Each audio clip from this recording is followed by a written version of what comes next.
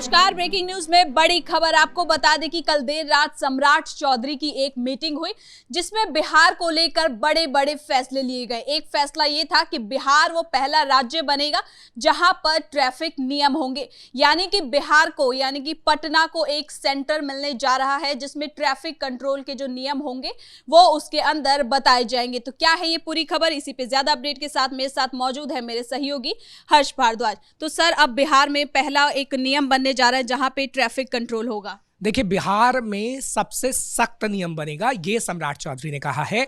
और सख्त नियम तो बनेगा ही, लेकिन साथ ही साथ खबर ये भी है कि अभी 29 ऐसे लोगों पर बड़ा और तगड़ा एक्शन हुआ है जो ट्रैफिक नियमों का उल्लंघन कर रहे थे, जो दबंगई दिखा रहे थे। उसकी तस्वीर भी काफ़ी वायरल हो रही है और वो पटना की बताई जाती है। हालांकि इस तस्वीर के वायरल होने के बाद ही ये निर्णय लिया गया, क्योंकि बिहार के अंदर हम देखते हैं कि कुछ दबंग लोग किस तरीके से ट्रैफिक नियमों का उल्लंघन करते हैं और कैसी अपनी दबंगई दिखाकर वो ट्रैफिक सिग्नल को पूरी तरीके से पार करते हैं। उसके बाद हमने देखे हैं कि बिहार के अंदर कितने हादसे होते हैं।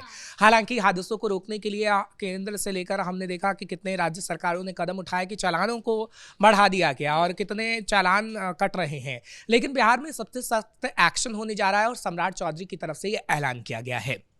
आज की मीटिंग के बारे में भी हम अपने दर्शकों को बताएंगे, लेकिन जो पहले मीटिंग हुई है, 4 मीटिंग हुई है और 4 मीटिंग में, हालांकि ये कल रात 5वीं मीटिंग थी और उसमें 5 बड़े फैसले के बारे में एक एक करके अपने दर्शकों को बताते हैं। क्योंकि देखिए, पहला जो फैसला था वो अवैध अतिक्रमण को लेकर था कि कैसे अवैध अतिक्रमण को पूरी तरीके से हटाया जाए, लेकिन अभी विपक्ष अवैध अतिक्रमण को पूरी तरीके से लेकर हो हल्ला मचा रहा है। आपने कई तस्वीर देखी होंगी, कोई अपनी चोटी काटते हुए तस्वीर किसी की नजर आ रही है, तो कोई विपक्ष का साथ देते हुए नजर आ रहा हो। ये तस्वीरें खास तौर पर आरजेडी के कई नेताओं के ट्विटर हैंडल से ट्वीट की जा रही हैं और ये दिखाया जा रहा है कि जो बुलडोजर एक्शन हो रहा है उससे कितनी परेशान जनता है। हालांकि ऐसा कुछ भी नहीं है, कोई भी घटना ऐसी नहीं हो पा रही है, क्योंकि देखिए सोशल मीडिया का जमाना है। सोशल मीडिया पर सबको पता लगता है, इक्का दुक्का लोगों को जो परेशानी होती है उसको भी प्रशासन की तरफ से सुना जा रहा है। क्योंकि देखिए, अगर आपके पास कागजात नहीं है, आपकी दुकानें अवैध तरीके से सड़कों पर है, तो उसको हटाया ही जाएगा। और सम्राट चौधरी ने एक बार फिर से ये क्लियर कर दिया है कि आप ये मत मानिएगा कि अगर आपकी ये दुकानें अवैध हैं, अगर आपका मकान अवैध है या फिर कुछ भी अवैध है, तो वो अब छूट जाएगा। पहले ऐसा बिहार में बहुत होता रहा, लेकिन अब ऐसा नहीं होगा और ये कल भी क्लियर किया गया है। दूसरा, ट्रैफिक नियम के बारे में हम बता चुके हैं कि कैसे बिहार ऐसा पहला राज्य होगा जहां सबसे सख्त ट्रैफिक नियम होगा। इस बारे में भी एक्शन लिया गया है और साथ ही साथ जो अब ट्रैफिक नियमों को तोड़ते हैं उन पर सख्त कार्रवाई की बात हुई है और 26 ऐसे लोगों पर कार्रवाई हुई है, जिसका डाटा भी प्रशासन की तरफ से दिया गया है।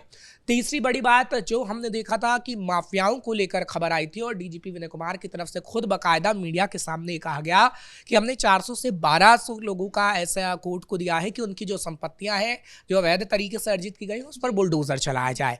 अब बहुत जल्द उस पर बुलडोजर चलेगा, लेकिन उसका खाका किस तरीके से तैयार हो ये मीटिंग में तय हो चुका है और ये कहा जा रहा है कि उसकी तस्वीर भी जल्द से जल्द नजर आएगी। यानी कि सर, अब जो कार्रवाई का दौर है वो और ज्यादा तेज हो रहा है। अभी तक तो हम देख रहे थे कि बुलडोजर एक्शन हो रहा है, एनकाउंटर एक्शन, लेकिन अब ट्रैफिक नियमों का भी उल्लंघन करने वालों की खैर नहीं है। बिल्कुल, देखिए, अब बिहार के अंदर पहले होता था कि आपने नियम तोड़ दिए तो चल जाता था, पुलिस भी कुछ नहीं कहती थी। आपने बिहार के अंदर ऐसी कई तस्वीरें देखी होंगी कि कोई हर्ष फायरिंग कर रहा है, तो कोई एक दूसरे को मारा पिटाई कर रहा है, कोई ट्रैफिक नियमों की धज्जियां उड़ा रहा है, कैसे लूट खसूट होती थी बिहार के अंदर। लेकिन सम्राट चौधरी ने गृह विभाग जब से संभाला है, सम्राट चौधरी अब इस पर लगाम लगाना चाहते हैं और सम्राट चौधरी एक्शन प्लान ही नहीं बताते, सम्राट चौधरी उस एक्शन को जमीन पर दिखाते भी हैं और वो तस्वीर लगातार हमें नजर भी आ रही है। क्या कोई एक दिन ऐसा जाता है जब आप सुनती हैं कि कहीं बुलडोजर एक्शन नहीं हुआ है? हर दिन बुलडोजर एक्शन हो रहा है। कल आपने छपरा के अंदर देखा, उसके पहले पटना के अंदर तो आज भी हो रहा है। पटना के अंदर हुआ, बांकीपुर के अंदर हुआ, कई जगह ऐसे नालंदा के अंदर हुआ, सीमांचल के इलाकों में भी हो रहा है। बिल्कुल, तो कहीं ना कहीं एक्शन अभी जारी रहेगा और रुकने वाले नहीं है सम्राट चौधरी। चौथा, जो हमने एनकाउंटर्स की बात कही थी, क्योंकि एनकाउंटर्स को लेकर कई विपक्षी दल के नेता सवाल खड़े कर रहे थे और ये सवाल उठा रहे थे कि कहीं ना कहीं दिखावे के लिए कुछ ऐसे लोगों का एनकाउंटर किया जाएगा जो निर्दोष होंगे, जबकि जो शिवदत्त राय था या 3 बड़े एनकाउंटर जो बिहार के अंदर हुए हैं उन पे 20 से 25 आपराधिक मामले दर्ज हैं। तो विपक्षी पार्टी आखिर ये क्यों बताने की कोशिश कर रही है कि वो निर्दोष है? ये तो उनकी राजनीति है और वो अपनी राजनीति को चमकाने की हर बार कोशिश करेंगे, क्योंकि देखिए तेजस्वी यादव ने मुंह नहीं खोला इन एक्शन पे, खोला तो एक पॉडकास्ट में खोला। तेजस्वी यादव यूरोप चले गए वहाँ पर, और जब हमने मीडिया में देखा तो एक पॉडकास्ट उनका ज़रूर नज़र आया, जब हमने देखा कि तेजस्वी यादव सरकार पर कटाक्ष करते हुए नजर आए। लेकिन तेजस्वी का मौका मिला कि वो विधानसभा के अंदर सम्राट चौधरी के सामने उनके मुंह पर बोल सकते थे कि जो एक्शन प्लान आपने तैयार है वो गलत है और आपको ऐसे बुलडोजर नहीं चलाना चाहिए या फिर एनकाउंटर्स को लेके। लेकिन वो सिर्फ मीडिया तक सीमित रहते हैं, सिर्फ पॉडकास्ट तक वो सीमित रहते हैं। आपने चुनावों के वक्त देखा कि उन्होंने रैलियां जरूर की, लेकिन उससे पहले वो सिर्फ पॉडकास्ट करते हुए नजर आए और अपने सोशल मीडिया अकाउंट पर सिर्फ और सिर्फ लोगों से बातचीत करते नजर आए। सर, अगर सवाल उठाना था तो विधानसभा में उठाते, अपनी बात रखते, सामने रखते, जिसको लेकर विपक्ष भी कह रहा था, सत्ता पक्ष भी कह रहा था, लेकिन ऐसा नहीं हुआ। लेकिन अब जब तेजस्वी यादव दिखे हैं तो एक पॉडकास्ट में नजर आ रहे हैं और सत्ता पक्ष पे कहीं ना कहीं आरोप लगा रहे हैं। देखिए, विपक्ष कोई भी आरोप लगाए, सत्ता पक्ष को अब उससे कोई फर्क नहीं पड़ता। और सम्राट चौधरी भी ये कह चुके हैं, हालांकि विधानसभा के अंदर तो आपने देखा था कि AIMIM के नेता भी सवाल खड़े कर रहे थे और जो बसपा का एक विधायक है उनकी तरफ से भी सवाल खड़ा किया गया कि विपक्ष जब तक मजबूत नहीं होगा, जब तक कुछ नहीं होगा, तो तेजस्वी को यहां आकर बोलना चाहिए था। जब विपक्षी पार्टी के लोग ही तेजस्वी यादव पर सवाल खड़े कर रहे हैं तो सत्ता पक्ष आखिर क्यों ना करे? और ये सवाल उठना भी चाहिए, क्योंकि विपक्षी पार्टी का मजबूत होना लोकतांत्रिक प्रक्रिया में बहुत जरूरी होता है। ना केंद्र में हम देख रहे हैं कि विपक्षी पार्टी मजबूत है, जो सबसे बड़ी पार्टी कांग्रेस पार्टी कहा जाता है, ना बिहार के अंदर हम देख रहे हैं क्योंकि तेजस्वी यादव को सबसे बड़ा चेहरा बताया गया और ये बताया गया कि सबसे बड़ी पार्टी कहीं ना कहीं आरजेडी है 2020 में, लेकिन उसके बावजूद आरजेडी पूरी तरीके से अब धाराशायी हो गई।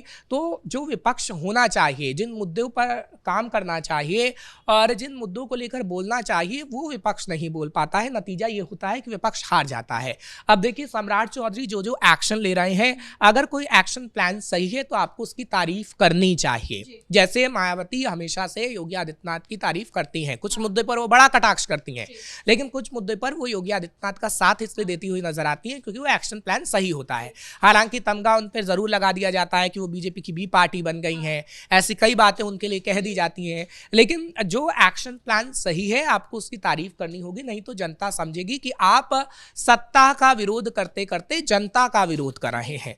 जनता के विकास के लिए अगर कोई काम हो रहा है तो आपको उसका विरोध नहीं करना चाहिए, क्योंकि जनता ये समझती है कि आप सत्ता का विरोध कर रहे हैं या जनता का विरोध कर रहे हैं। और अब जब सम्राट चौधरी तमाम एक्शन प्लान लेके आए हैं तो उसका विरोध जब आप कर रहे हैं तो जनता ये समझेगी कि आप जनता का ही विरोध कर रहे हैं, क्योंकि जनता ये चाहती है कि उनके घर के बाहर पार्क बने, जनता ये चाहती है कि उनके घर के बाहर एक अच्छा सा स्वास्थ्य केंद्र हो, अस्पताल हो जहाँ पर वो इलाज करा सके, और वो जनता ये चाहती है कि उनके बच्चों के खेलने के लिए एक सुविधा हो, जनता ये चाहती है कि ऐसा स्कूल हो जो एक एग्जाम्पल बिहार में सेट कर सके कि उनके बच्चों का भविष्य उस स्कूल में सुरक्षित रह सकेगा, बनेगा उनका भविष्य।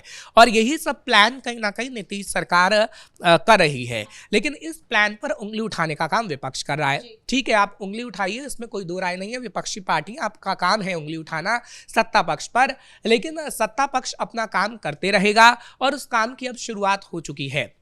अब ये भी कहा जा रहा है कि दिल्ली में जब सरकार बनी थी तो 100 दिन का पूरा डाटा दिया गया था। रेखा गुप्ता की तरफ से एक प्रेस कॉन्फ्रेंस हुई थी और बताया गया था कि कैसे 100 दिन के अंदर कितना काम हुआ है। जब 100 दिन होगा सरकार का तो ये कहा जा रहा है कि सम्राट चौधरी बाकायदा प्रेस कॉन्फ्रेंस करेंगे और पूरा प्लान बताएंगे कि इन 100 दिनों में हमने क्या काम किया है। और ये सख्त आदेश भी है, क्योंकि बीजेपी, देखिए बीजेपी अगर कोई काम करने का निर्णय ले लेती है तो उसे करके दिखाती है, और सम्राट चौधरी के पास जब गृह विभाग है तो सम्राट चौधरी भी ये करके दिखाएंगे, इसमें कोई दो राय नहीं है। और सम्राट चौधरी जब एक्शन प्लान बना चुके हैं तो उसे धरातल पर उतारने का काम भी वो शुरू कर चुके हैं।